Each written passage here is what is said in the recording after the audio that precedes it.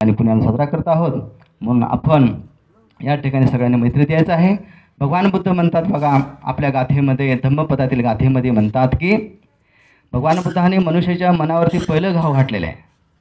म्हणून भगवान बुद्धाने आपल्या धम्मपद गाथेत म्हणतात की मनोपब्बा गमा धम्मा मनोसेटा मनोमया मनसाचे पदोठेन भासते वा करोते वा तथोनंग दुःख मनवती छायांग होत बोध. म्हणजे भगवान बुद्ध म्हणतात की माणसाचं मन एवढं निर्मळ पाहिजेत, माणसाचं चित्त एवढं निर्मळ पाहिजेत. तर माणसाचं मन निर्मळ नसेल, चित्त निर्मळ नसेल, दुर्गुणानं भरलेलं असेल, चुकीचे कर्म करत असेल, तर भगवान बुद्ध म्हणतात जसं बैलांचं गाडीमागे पहिल्या बायाच्या चाकामध्ये गाडी जाते आहे ना, बैलाची गाडी बैलाच्या पाठीमागे जसं चाक जातो तशा पद्धतीनं आपलं पण कर्म त्या बैलाच्या गाडीच्या पाठीमागे पायामागे चाक जातं, तशा पद्धतीनं आपलं हे कर्म आपल्यासोबतच येतं. भगवान बुद्ध अजून धम्मपदे दुसऱ्या गाथेमध्ये म्हणतात की मनोपब्बा गमा धम्मा मनोसेट्टा मनोमया मनसाचे पदोठेन भासते वा करोते वा ततो नंग सुख मनवती छायांग होतं. म्हणजे भगवान बुद्ध काय म्हणतात बघा, न सोडणारी छाया. सावली कधी सोडते? बटन दबल्यानंतर. बटन दबलं की सावली जाग्यावर सोडते. सावली कधी सोडते का? जिवंत असताना कधीच नाही. पण भगवान बुद्ध म्हणतात की जर तुम्ही चांगलं जर कर्म केलं, काया वाचा मनानं जर कर्म चांगलं केलं, तर तुमची न सोडणाऱ्या सावलीसारखं कर्म तुमच्या पाठीशी येतात. कुठपर्यंत येतात? सोबत येतात. म्हणून ह्या दोन्हीही भगवान बुद्धांनी आपल्या बुद्धत्व प्राप्त झाल्यानंतर आपल्या मुखातून आलेली वाणी या ठिकाणी धम्मपदमध्ये दिलेली आहे. म्हणून आपण ह्या दोन्ही गाथा मनुष्याच्या जीवनासाठी एकदम सुखकारक आहे, आनंदीकारक आहे. आपल्या कर्माला पुढे घेऊन कसं जायचं आहे हे भगवान बुद्धांना सांगितलं. ह्याचा सिद्धांत का भगवान बुद्धांनी कर्माचा सिद्धांत सांगितला आहे. मनुष्याच्या जीवनामध्ये किती जर काय असलं, भगवान बुद्ध म्हणतात तुमच्याकडे किती संपत्ती आहे, किती गाडी आहे, किती बंगला आहे, किती पैसा आहे, किती कुठली नोकरी आहे ना, किती डिग्री आहेत, काही देणे गे नाही. बटन दम लगेच झटकन निघून जावं लागतं आहे. काहीच जाग्यावर ठेवत नाही. जाग्यावर सगळं प्रॉपर्टीज सगळं जाग्यावर ठेवून जावं लागतं आहे. म्हणून आपलं जिवंत जीवन जगत असताना आपण चांगलं कर्म करा. हा भगवान बुद्धाने कर्माचा सिद्धांत सांगितला. कर्मच शेवटी तुमच्या पाठीशी राहणार आहे. भगवान बुद्ध म्हणतात की या पृथ्वी तलावरती मनुष्याचं जीवन हे दुःखी आहे. भगवान बुद्ध म्हणतात की जाती दुःखा म्हणजे जन्म घेणं हेच दुःख आहे. भगवान बुद्ध काय म्हणतात की जाती दुःखा म्हणजे पृथ्वी तलावरती मनुष्याने जन्म घेणं हेच दुःख आहे. भगवान बुद्ध पुढे म्हणतात की जराय दुःखा म्हणजे मनुष्याचं वैवर्त होणं हे दुःख आहे. बघा, म्हणजे ज्याचं वय 60च्या 70च्या पुढे गेले त्याला विचारा. डोळ्यानं दिसत नाही, कानानं ऐका येत नाही, तोंडानं बोलता येत नाही, दातानं खाता येत नाही, पायानं चालता येत नाही, हातानं दानधर्म करता येत नाही, शरीर झिरझिर झालेलं आहे. आणि त्या व्यक्तीला विचार किंवा त्याची अवस्था काय, जरा हे दुःख आहे ना. म्हणून अशा व्यक्तीनं मनुष्याने आपण चांगलं कर्म केलं पाहिजेत. आणि भगवान बुद्ध म्हणतात की जोपर्यंत तुमच्या डोळ्यानं दिसतंय, कानानं ऐकता येतंय, तोंडानं चांगला बोलता येतंय, हातानं दानधर्म करता येते, पायानं चालता येते, तोपर्यंत तुम्ही सगळं कर्म चांगलं करू शकता. एकदा शरीर झिरझिर झालं, खाटवर पडलं की आपण कुठलंही कर्म करू शकत नाही. तुम्ही म्हणत असाल बाबा लातूरमध्ये राहायचं आणि वाईट कर्म करायचं, चुकीचं कर्म करायचं आणि बोधगयाला जाऊन धुवायचं, असं होऊ शकत नाही है ना. 6 डिसेंबरला जायचं, नागपूरला जायचं आणि आपलं कर्म धुवायचं, असं होऊ शकत नाही. भगवान बुद्ध म्हणतात तुम्ही नागपूरला जा, बोधगयाला जा, तुम्ही मंगळावर जा, चंद्रावर जा, तुम्ही पाताळात जर गेलं तर कर्म त्या ठिकाणी बरोबर तुम्हाला कर्म उचलत आहे. कर्म कधी सोडत नाही. तुम्ही सोन्याच्या पिंजरात झोपला काय है ना, चांदीच्या प्लेटमध्ये जेवण करताय काय, कर्म तुम्हाला सोडत नाही. म्हणून भगवान बुद्धाने कर्माचा सिद्धांत मांडलेला आहे की कर्म आपण सोडू शकत नाही. भगवान बुद्ध पुढे म्हणतात की व्याधी दुःख, व्याधी म्हणजे आजार असतो, कुठलाही आजार असतो. लोक म्हणतात की बा हा मुंबईला घेऊन गेलो, पुण्याला घेऊन गेलो, हैदराबादला घेऊन गेलो, पण मनुष्य काय वाचला नाही. म्हणजे आजार असतो अशा पद्धतीनं.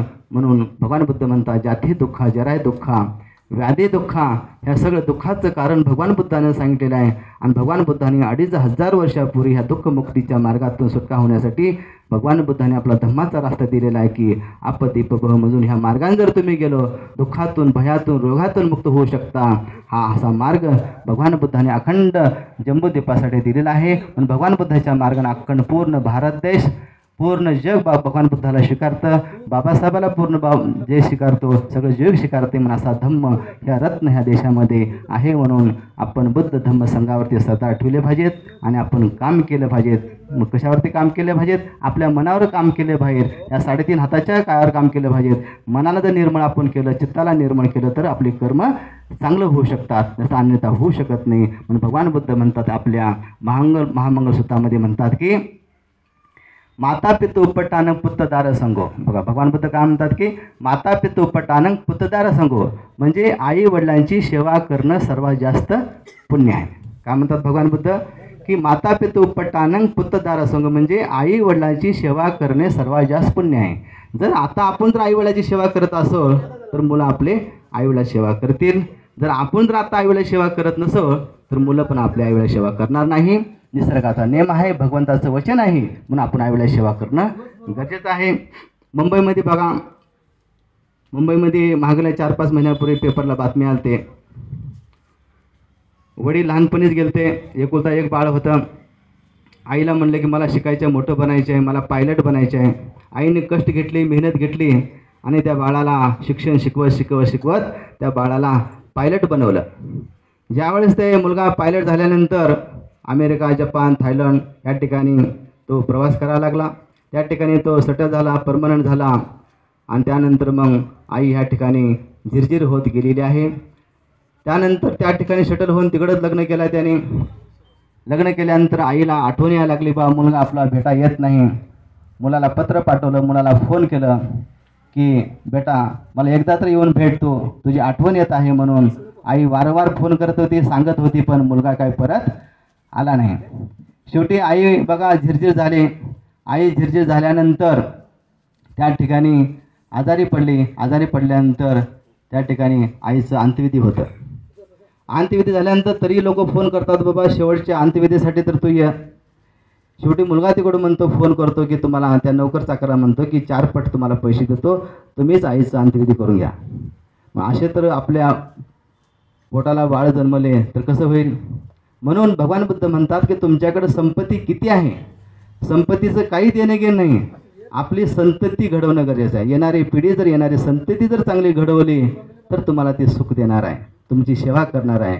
म्हणून संपत्तीपेक्षा संततीला घडवणं हेच मोठं या ठिकाणी धम्माचा मार्ग आहे. म्हणून आपाच्या धम्माच्या मार्गाने जाणं गरजेचं आहे. धम्माच्या मार्गाने गेलं तर चांगली गोष्ट आहे, नाही तर धम्माच्या मार्गाने नसेल तर काहीच नाही. म्हणून भगवान बुद्ध म्हणतात आपल्या परिवारामध्ये धम आणि धन ह्या दोन्ही गोष्टी पाहिजेत.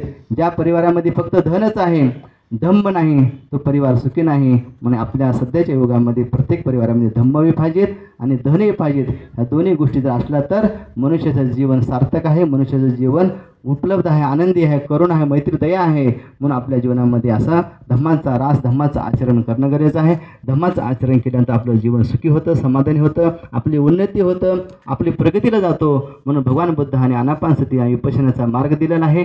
आनापानसतीच्या विपश्यनाच्या मार्गातून आपल्याला दुःखमुक्त होता येते. हा दुःखमुक्तीचाच मार्ग भगवान बुद्धाने सांगितलेला आहे. म्हणून जगाच्या पाठीवर आपण किती जर गोष्टी विचार केला तर शेवटी प्रत्येकाला दुःखमुक्त होता आलं पाहिजेत. म्हणून अखंड हा भारत देश भगवान बुद्धाच्या विचाराने चालत आहे. आपणाला पण त्या विचाराने चालता येतंय, पण आचरण करावं लागतंय. आचरण हे आपल्याला घरी बसून होणार नाही, तर आपल्याला ज्या ज्या विहारामध्ये जावं लागतं, जे जवळपास विहार असतील, आपले धर्मगुरू असतील, आपले वर्ग शिक्षक असतील, अशा ठिकाणी जाऊन आपल्याला येणाऱ्या पिढीला आपण पण विहारात जाऊन धम्माचं आचरण करावं लागेल. धम्माचं आचरण केल्यानंतरच सगळ्या गोष्टी सुखी होतील, समाधानी होतील.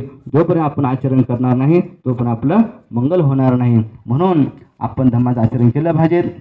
जाता जाता छोटीशी कथा सांगून या ठिकाणी समाप्त करतो. भगवान बुद्धाच्या सगळ्या